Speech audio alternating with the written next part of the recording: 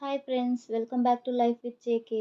ఈరోజు మన కిచెన్లో గోధుమ పిండి ఉల్లిపాయలతో చాలా టేస్టీగా సాఫ్ట్గా ఉండే బ్రేక్ఫాస్ట్ రెసిపీని ప్రిపేర్ చేద్దాం.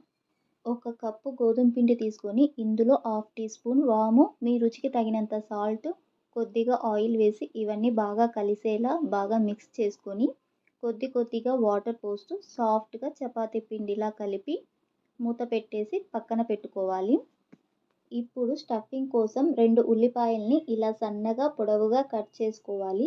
ఇప్పుడు ఇందులో హాఫ్ టీ స్పూన్ కారం, half teaspoon garam masala, half teaspoon ధనియాల పొడి, చాట్ మసాలా, రుచికి తగినంత సాల్ట్, కొద్దిగా అల్లం ముక్కలు, సన్నగా తరిగిన కొత్తిమీర, ఫైనల్గా ఒక స్పూన్ బొంబాయి రవ్వ వేసుకోవాలి. ఈ బొంబాయి రవ్వ వేయడం వల్ల ఉల్లిపాయలు ఇలా కలిపినప్పుడు ఉల్లిపాయల్లోని వాటర్ని ఈ బొంబాయి రవ్వ అనేది అబ్జర్వ్ చేసుకొని డ్రైగా ఉంటుంది.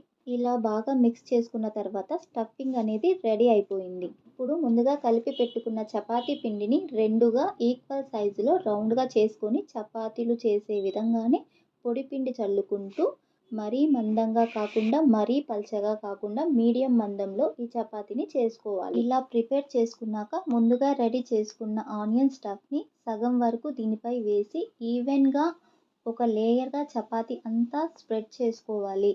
ఇలా వేసుకున్న తర్వాత వీడియోలో చూపిస్తున్నట్లు ఒక వైపు నుంచి హోల్ చేసుకోవాలి. ఇప్పుడు ఒక చాకుతో ఇలా మధ్యలో నుంచి కట్ చేసుకోవాలి. ఇప్పుడు వీటిని రౌండ్గా ఫోల్డ్ చేసుకోవాలి. నేను చూపిస్తున్న విధంగా ఆనియన్ స్టఫ్ అనేది పైకి వచ్చేలాగా చుట్టుకోవాలి. ఇలా చేయడం వల్ల లేయర్స్ అనేవి బాగా వస్తాయి. స్టఫ్ అనేది కూడా ఈవెన్గా పరాటాకి స్ప్రెడ్ అవుతుంది.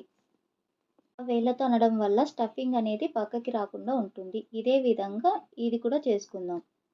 మనం కట్ చేసుకున్న భాగం అనేది పైకి రావాలి. ఇలా ఫోల్డ్ చేసుకుంటూ రౌండ్స్ చేద్దాం. పిండి చల్లుకుంటూ కొంచెం మందంగానే రోల్ చేసుకోవాలి. అప్పుడే పరాటాలు టేస్ట్గా ఉంటాయి. ఇప్పుడు చూపించే విధంగానే రోల్ చేసుకుంటే సరిపోతుంది. ఇలా అన్నిటినీ ప్రిపేర్ చేసుకొని రెడీగా పక్కన పెట్టుకోవాలి. ఇప్పుడు స్టవ్ ఆన్ చేసి ప్యాన్ పెట్టుకొని ముందుగా ప్యాన్కి ఆయిల్ అప్లై చేయాలి.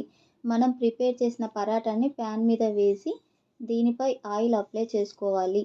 ఆయిల్ అనేది ఎక్కువైనా వేసుకోవచ్చు, తక్కువైనా వేసుకోవచ్చు. ఆయిల్ అనేది మన చాయిస్.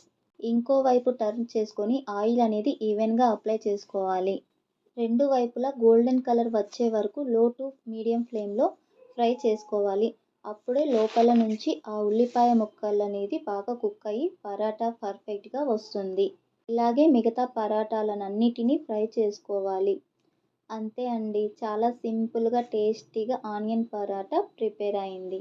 మీరు కూడా తప్పకుండా ట్రై చేసి చూడండి. ఇంట్లో అందరికీ నచ్చుతుంది. తక్కువ పదార్థాలతో అప్పటికప్పుడు చాలా ఈజీగా ప్రిపేర్ చేసుకోవచ్చు. ఎలాంటి చట్నీ అవసరం లేదు. ఇలాగే తిన్నా చాలా రుచిగా ఉంటాయి. ఈ పరాటా బ్రేక్ఫాస్ట్లోకైనా లంచ్ బాక్స్లోకైనా చాలా బాగుంటుంది. పిల్లలు కూడా చాలా ఇష్టంగా తింటారు. ఫ్రెండ్స్, ఇలాంటి మరిన్ని రెసిపీస్ కోసం లైఫ్ విత్ జేకే ఛానల్ని సబ్స్క్రైబ్ చేసి బెల్ ఐకాన్ ప్రెస్ చేసి సపోర్ట్ చేయండి. మళ్ళీ మరొక వీడియోతో కలుద్దాం. Thank you so much.